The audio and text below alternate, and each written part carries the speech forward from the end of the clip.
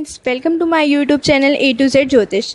So guys, I am here again with you with some different topic, how to make your personality smart and attractive.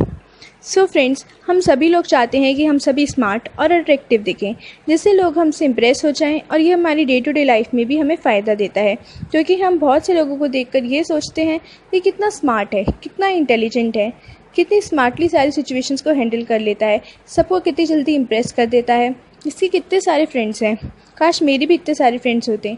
अगर हम school की बात करें तो teachers भी ऐसे ही बच्चों को पसंद करते हैं जो इंटेलिजेंट और स्मार्ट होते हैं। ऑफिस की बात करें तो बॉस और बाकी सारा स्टाफ ऐसे ही एम्प्लॉयज़ को पसंद करता है जो स्मार्टली सारी सिचुएशंस को चाहे कितनी भी मुश्किल हो बड़ी ईजिली हैंडल कर लेते हैं। जबकि अगर हम कभी छोटी से छोटी भी गलती कर दें या हमारी कोई गलती ना भी हो तब भी हमें डांट सुनने को मिल जाती है। तो आज मेरी इस वीडियो को पूरा लास्ट तक सुनने के बाद आपको अपनी पर्सनैलिटी इम्प्रूव करने में 100% हेल्प मिलेगी। बट फ्रेंड्स, आपको मेरी सारी टिप्स को अप्लाई करना होगा। तो अब अपने टॉपिक को स्टार्ट करने से पहले फ्रेंड्स, मेरी आप सबसे रिक्वेस्ट है, please please please like and subscribe my channel. It will really help you in your daily life. So now start with our topic, personality development and smartness. For this, we need 6 qualities in ourselves, that are vitality, both mental and physical vitality. Second, compassion. Third, productivity. Fourth, honesty. Fifth, sense of humor. And the last is a ready, pleasant smile. So guys, now I am going to explain you what are these qualities. Our first quality is vitality. Vitality का मतलब होता है आप अपने physical state और mental state को कितना balance करते हैं।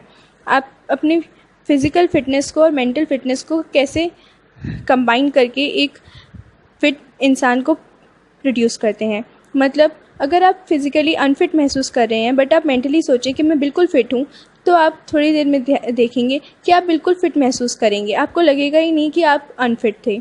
अगर आपको थका हुआ महसूस हो रहा है, आपको लग रहा है मैं बहुत थका हुआ हूँ और कुछ काम नहीं कर सकता, बट अगर आप मेंटली ये सोचेंगे कि मैं बिल्कुल थका हुआ नहीं हूँ, मैं भी और काम कर सकता हूँ, तो थोड़ी देर बाद आपको लगेगा हाँ, मैं तो बिल्कुल फ़िट हूँ, मुझे तो कुछ हुआ ही नहीं है, मैं बिल्कुल थका हुआ नहीं हूँ, मैं और काम कर सकता हूँ। Now our second quality is compassion. Friends, compassion का मतलब होता है कि आप दूसरों की कितनी केयर और कंसर्न करते हैं। आपको सिर्फ अपनों की ही केयर और कंसर्न नहीं करनी होती, बल्कि और लोगों की भी जो आपके आसपास हैं, जिनको आप जानते हैं नहीं जानते हैं, चाहे वो आपके दुश्मन ही क्यों ना हो, आपको सबके लिए केयर और कंसर्न इक्वल रखनी चाहिए। और आप देखेंगे थोड़े टाइम बाद ही आपकी केयर और कंसर्न से आपके एनिमीज़ के बिहेवियर में भी चेंज आ रहा है, वो भी आपके फ्रेंड्स बन जाएंगे, उन्हें भी आपकी क्वालिटीज़ का एहसास हो जाएगा। Now our third quality is productivity. Friends, यहाँ प्रोडक्टिविटी का मतलब है आप कितने माइंड ब्लोइंग आइडियाज़ प्रोड्यूस करते हैं अपनी माइंड को यूज़ करके। फ्रेंड्स, हम सबको भगवान ने इक्वल बनाया है, सबको इक्वली माइंड दिया है, बस हम उसको कैसे यूटिलाइज़ करते हैं ये हमें सोचना है।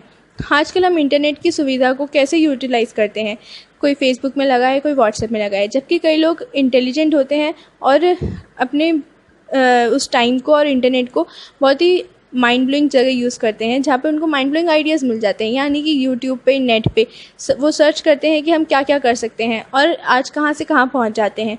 जबकि हम एक इंसान छोटे से छोटा काम करते हैं या फिर कुछ भी काम करते हैं तब भी इतना नहीं कमा पाते जितना वो लोग अपने माइंड ब्लोइंग आइडिया से कमा लेते हैं, नेट को और यूट्यूब को यूज़ करके। सो फ्रेंड्स, अपने माइंड ब्लोइंग आइडियाज़ को यूज़ करें, अपने दिमाग से ही आप सोचें कि हमें क्या करना है, कैसे यूटिलाइज़ करना है। फेसबुक और व्हाट्सएप से हट के कुछ अपने एडवेंचरस करके आप अपने आइडियाज़ को यूटिलाइज़ करके वो मुकाम हासिल कर सकते हैं। आप भी उन्हीं इंटेलिजेंट लोगों में से एक हो सकते हैं जिनके बारे में आप आज सोचते हैं। वो कितना इंटेलिजेंट है, वो अपने घर बैठे बैठे ही सिर्फ इंटरनेट को यूज़ करके ही कितना कुछ कमा लेता है, जबकि मैं तो कुछ कर ही नहीं पाता। मैं सुबह से शाम तक ऑफिस में जाता हूँ पर फिर भी मैं इतना नहीं कमा पाता। मैं इतना इंटेलिजेंट क्यों नहीं हूँ? लोग उसी की तारीफ़ क्यों करते हैं, मेरी तारीफ़ क्यों नहीं करते? पहले आप इंटरनेट से स्टार्ट कीजिए, देखिएगा धीरे धीरे आपका माइंड इतना तेज़ चलने लगेगा कि आप अपने माइंड को फुली यूटिलाइज़ करके खुद ही माइंड ब्लोइंग आइडियाज़ दे पाएंगे और आप उनसे भी आगे निकल जाएंगे। Now our fourth step is honesty. Friends, I know honesty थोड़ा मुश्किल है आज के टाइम में, बट हमें ऑनेस्ट होना बहुत ज़रूरी है। बहुत से रिलेशनशिप्स हमारी ऑनेस्टी पर ही टिके होते हैं, जैसे हस्बैंड वाइफ का, पेरेंट्स और चिल्ड्रन का, टीचर्स और चिल्ड्रन का, या और भी ऐसे बहुत सारे रिलेशनशिप्स। और हर रिलेशनशिप में हमें ऑनेस्टी बहुत ज़रूरी होती है, चाहे वो फ्रेंडशिप का ही क्यों ना हो। हम अपने फ्रेंड से भी चाहते हैं वो हमारे लिए ऑनेस्ट रहे, जिससे हमें आगे ये ना लगे कि हमने गलत जगह हाथ दे दिया या गलत जगह हमने दोस्ती कर ली। तो हमें ऑनेस्ट होना बहुत ज़रूरी है, जिससे लोग हमें इजीली ट्रस्ट कर पाएँ और लोग सोचें कि हाँ मैं बिल्कुल सही जगह हूँ, बिल्कुल सही इंसान से बात कर रहा हूँ। और ऐसे ही लोगों से लोग इम्प्रेस हो जाते हैं और ऐसे ही लोगों को लोग पसंद करते हैं। इसी से ही हमारी अट्रैक्टिव पर्सनैलिटी बनती है। नाउ अब 5th step is sense of humour. दोस्तों, आज के टाइम में लोग जो सीरियस रहते हैं वो लोगों को इतना पसंद नहीं करते, क्योंकि उनको लगता है ये कितना ईगो वाला है, एटीट्यूड वाला है, या आप सीरियस सी बातें करें, कोई इंटरेस्टिंग टॉपिक्स ना हो आपके पास, तो लोग सोचते हैं ये तो बेवकूफ़ है। और ऐसे ही हमारी पर्सनैलिटी या तो ईगो, एटीट्यूड या बेवकूफ़ की बन जाती है। हम में थोड़ा सा सेंस ऑफ ह्यूमर होना बहुत ज़रूरी है, बट हाँ, हमारे सेंस ऑफ ह्यूमर को हमें सही जगह और सही वे में यूज़ करना चाहिए। हमें जोक्स क्रैक करने चाहिए या फिर सिचुएशंस को पुट ऑन करना चाहिए। अगर हम किसी दूसरे का मजाक उड़ाएंगे तो हो सकता है कल को वो पलट के हमारा मजाक उड़ा दे और हम लोगों के सामने जोकर बन जाएं। इसलिए हमें अपने सेंस ऑफ ह्यूमर को सही वे में यूज़ करना चाहिए, किसी दूसरों का मजाक नहीं उड़ाना चाहिए। Now our last step is how to talk with a pleasant smile.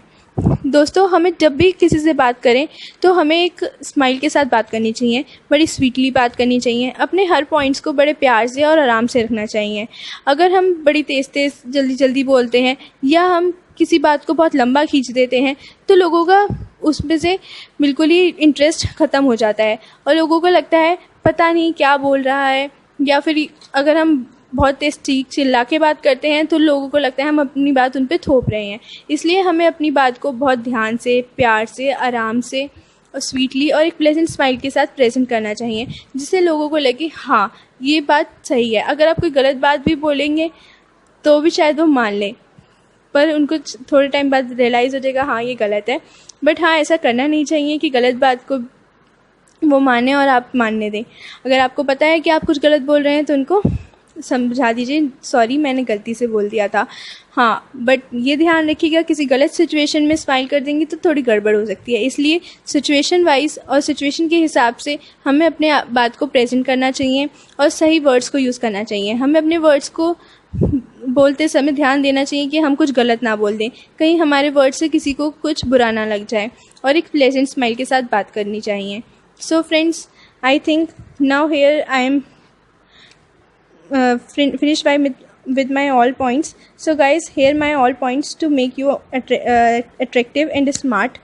A beauty of body doesn't make you more smart and beautiful, but a beauty of heart and the mental presence makes you more attractive and smart. So guys, follow my all steps and make a beautiful and smart change in your life. And guys, please don't forget to like and subscribe my channel, and I promise to bring much more videos like this to you. So guys, see you, take care, and we'll meet you in the next video. Bye bye.